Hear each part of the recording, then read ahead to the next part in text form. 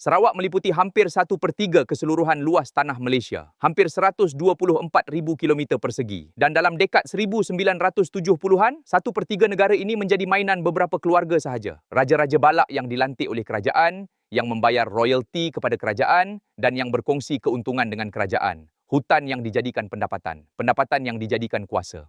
Hak tanah adat atau NCR adalah hak tradisional komuniti asli ke atas tanah yang telah mereka duduki selama berabad-abad. Di bawah era pembalakan intensif, hak ini kerap diabaikan. Tanah ditebang, sungai tercemar, kehidupan tradisional musnah.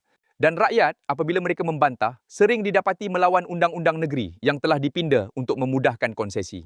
Era Rahman Yaakob bukan tiada pencapaian. Infrastruktur dibina, jalan raya, sekolah, hospital. UNIMAS belum lagi muncul, tapi Maktab Rendah Sains MARA pertama Sarawak bermula. Ekonomi berkembang, tapi kekayaan tertumpu dalam kalangan elit yang kecil dan rapat. Pembangunan ada, tapi agihan, itu cerita lain.